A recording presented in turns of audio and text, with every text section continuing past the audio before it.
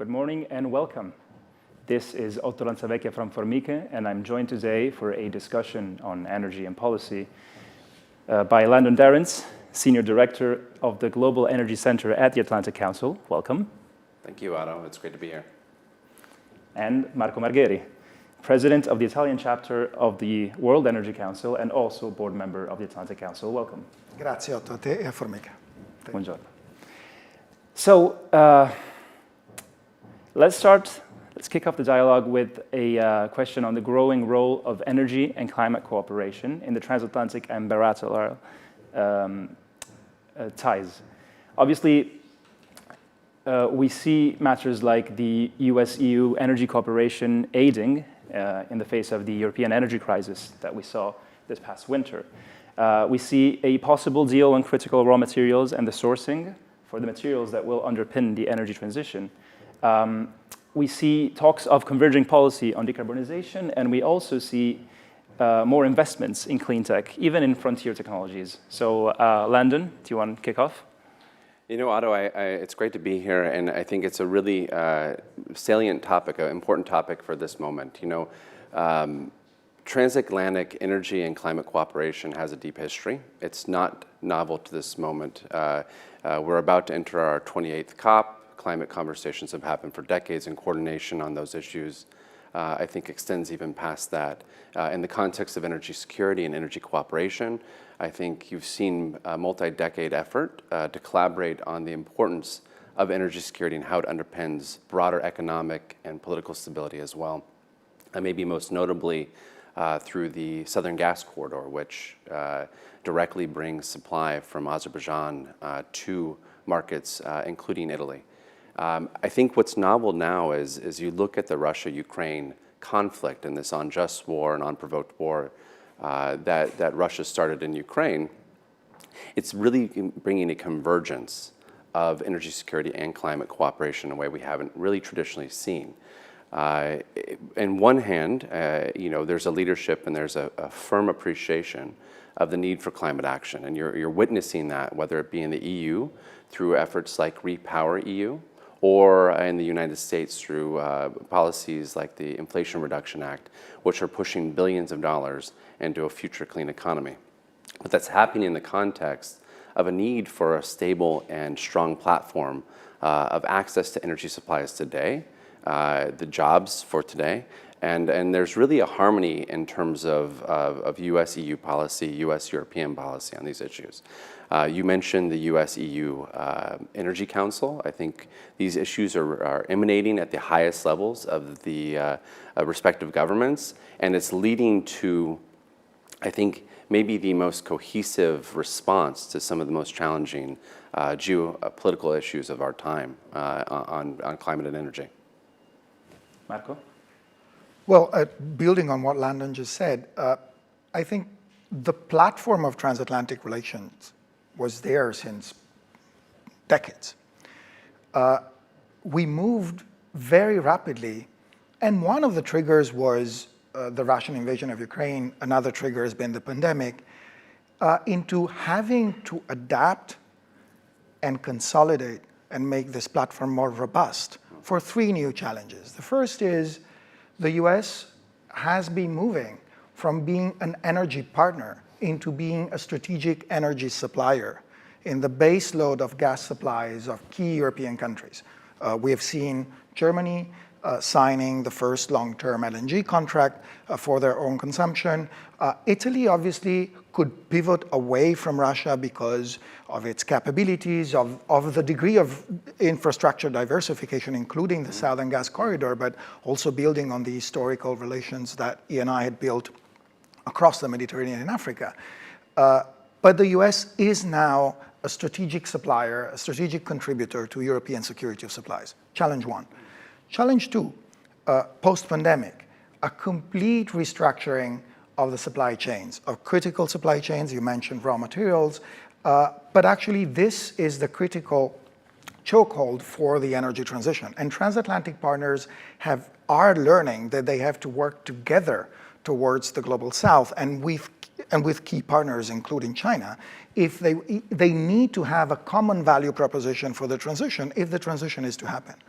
A third key challenge that is taking speed and emerging is that of technology. It's a very used and abused figure that the International Energy Agency tells us. 50% of emissions reductions that are incorporated in their net zero scenario come from technologies that are presently not on the market.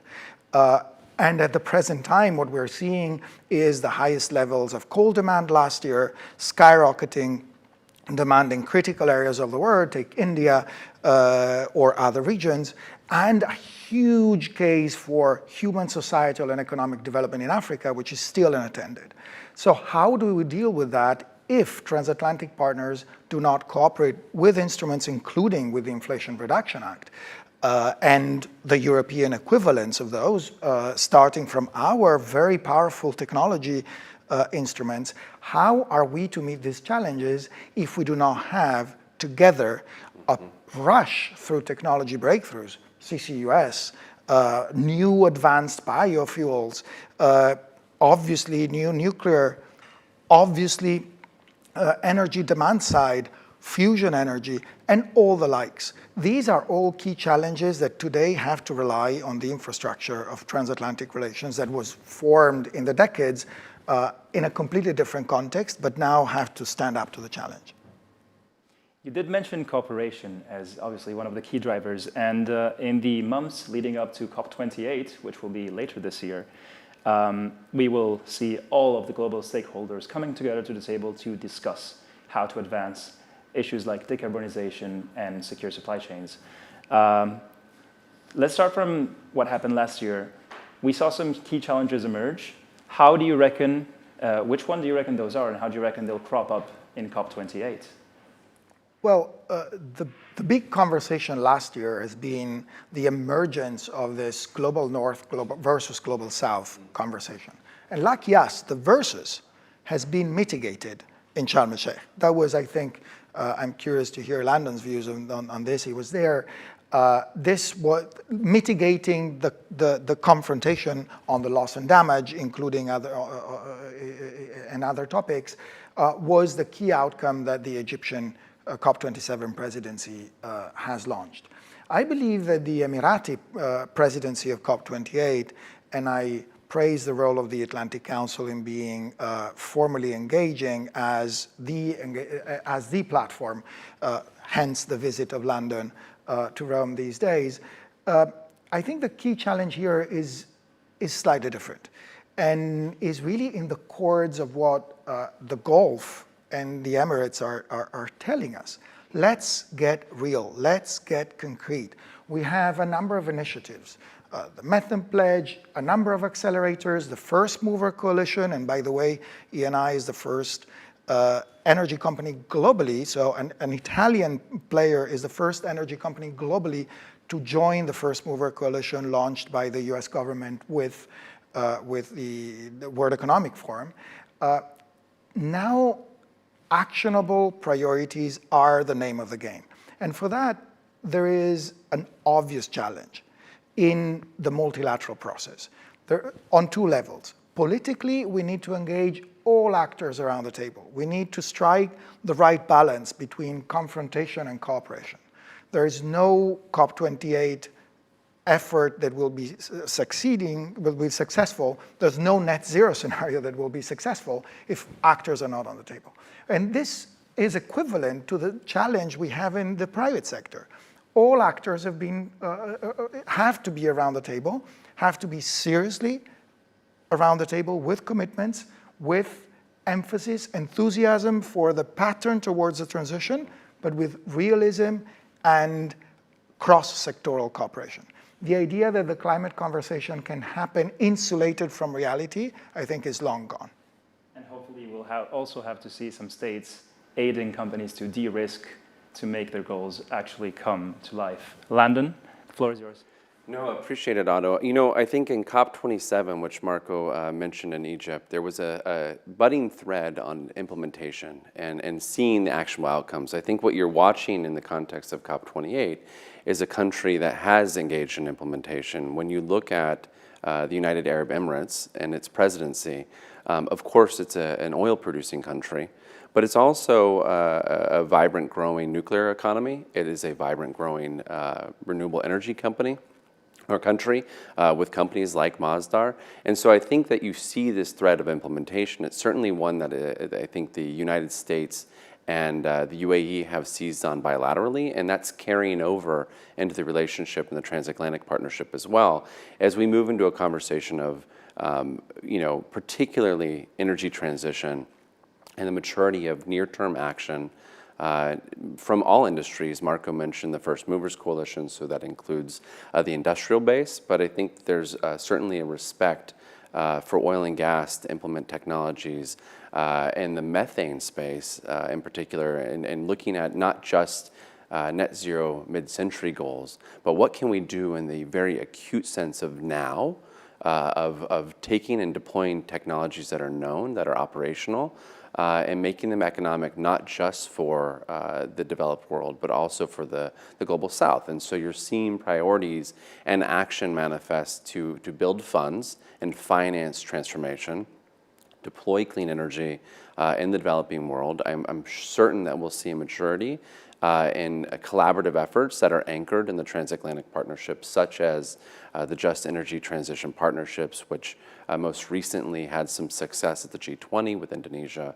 But these conversations about how do we use our relationships to bring real substantive impact on governance so that the right conditions are there, while we're also coupling it with the financing, right? And I think finance, of course, becomes a huge element of the conversation. And you will be expecting, from the Atlantic Council's perspective, expecting some tangible momentum and actually funding and bringing resources to bear for the transformation of the clean energy side and the methane side as well. Thank you. So obviously this is a delicate time in US-China relations as the world's two biggest emitters. Do you reckon the ongoing conversation between these two countries is impacting their path to decarbonization, and how? No, it's really true. When we talk about climate and finding a solution for the whole world, it really is anchored in what the US-China bilateral relationship does in many ways, because emissions come disproportionately from those two countries. So there has to be a holistic view of the bilateral relationship. And also, I mean, I think the relationship and how the U.S. and transatlantic partners approach China. So a lot of conversations in Washington right now on this topic really deal with two particular areas of importance. Are we de-risking, or are we decoupling from the country? You know, Marco mentioned earlier in the context of collaboration on technology. Well, China has 80% of lithium refining for lithium. They have 80% of all aspects of the solar value chain. There are technologies we need to be thoughtful about how we approach those countries, how we approach China, so that we can make sure we're enabling and continuing momentum on the energy transition, ultimately in an economic way.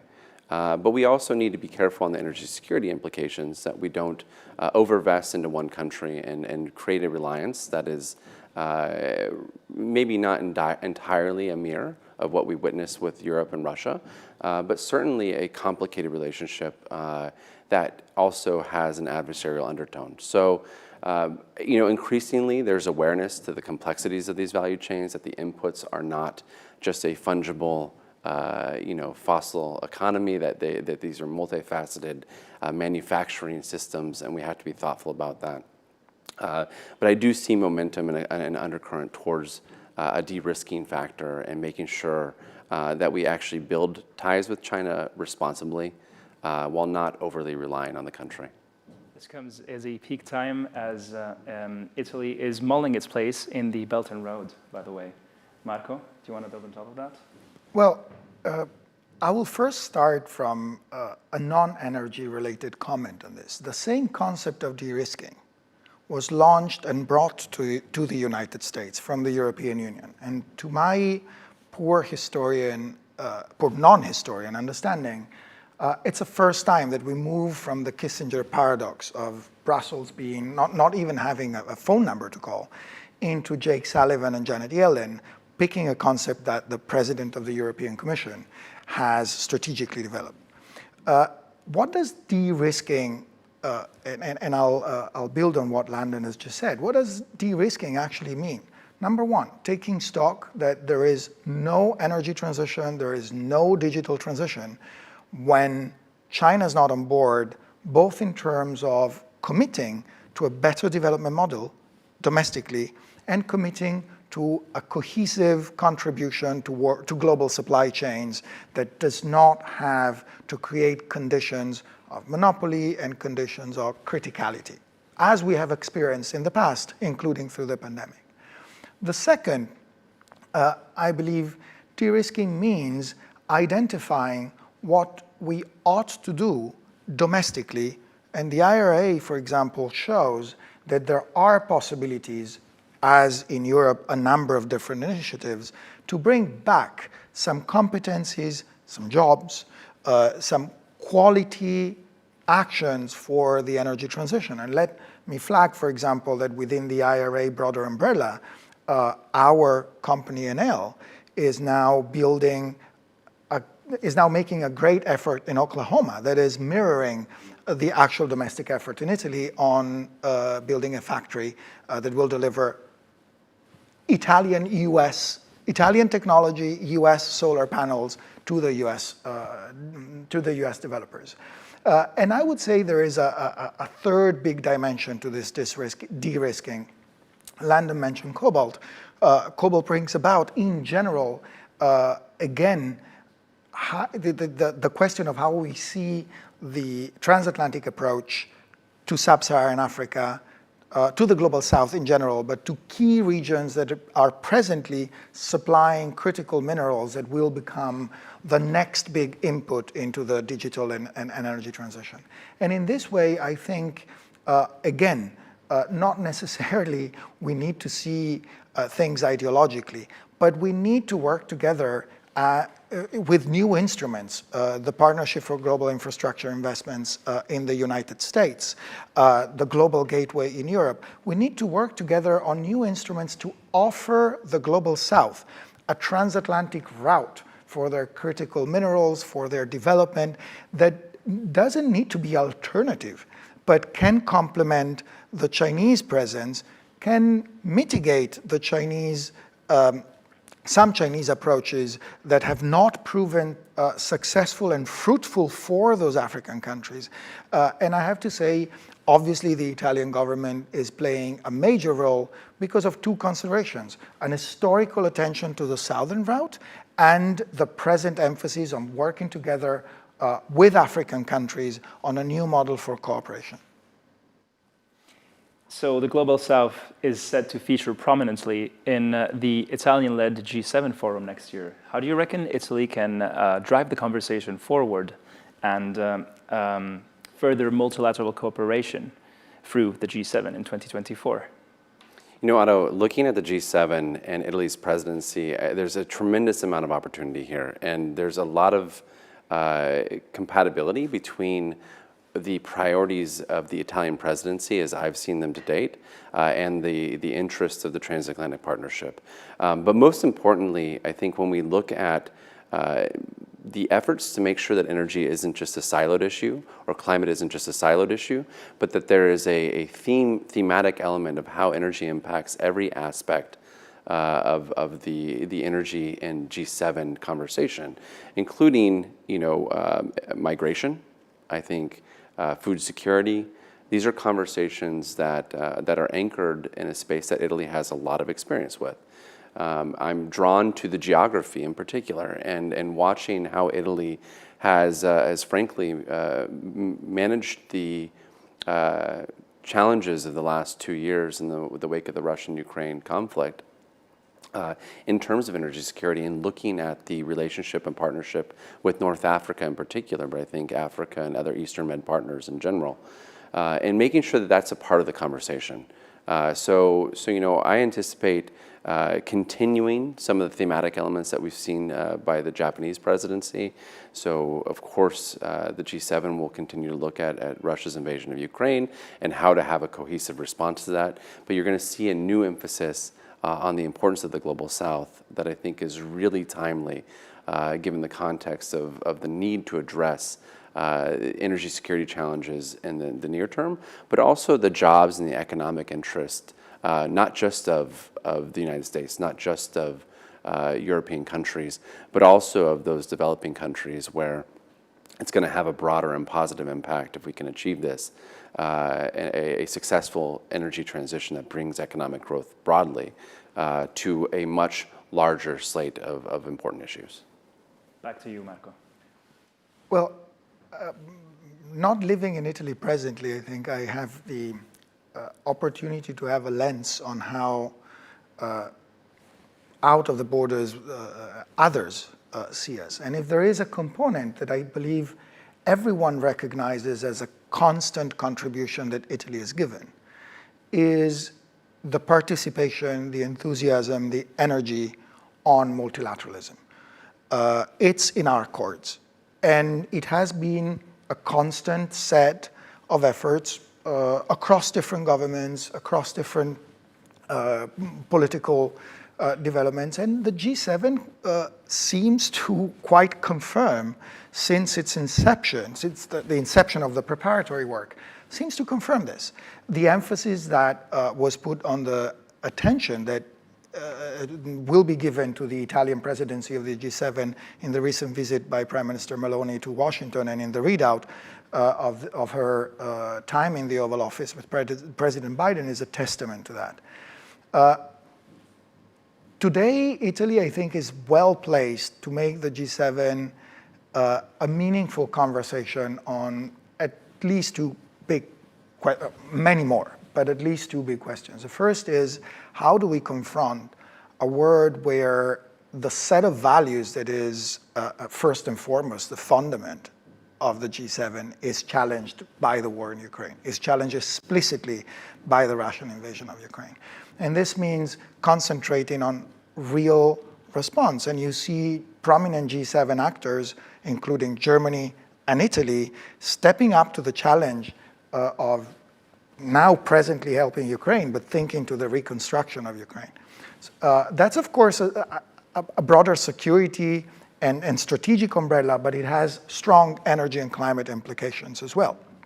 And the second, and London just mentioned that, is how Italy emphasizes the need for the G7 not to be a Turris Eburnia, not to be an ivory tower that looks down on the world. It has never happened, but it has sometimes been perceived as such.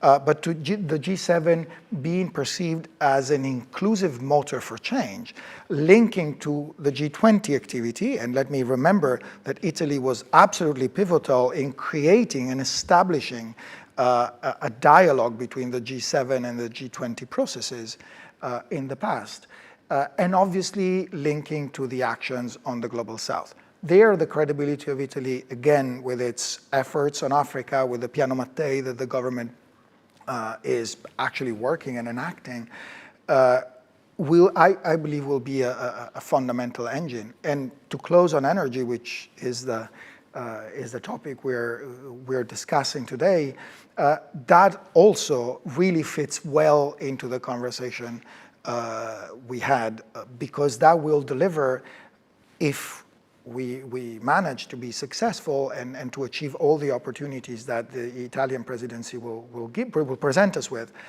we will be delivering a broader dialogue with the Global South, a broader dialogue with Sub-Saharan Africa that will make us ready to present these countries with the alternative to other models that are presently the sole solution that they found to reach global markets and to reach development. And that's our time for today. So thank you so much for joining us. And I especially want to thank Landon, again, Senior Director of the Global Energy Center at the Atlantic Council. Thank you so much for joining us today. Thank you, Otto. And thank you again, Marco, obviously President of the Italian chapter of the World Energy Council and board member of the Atlantic Council. It has been a delight to host you both, and see you next time on Formica.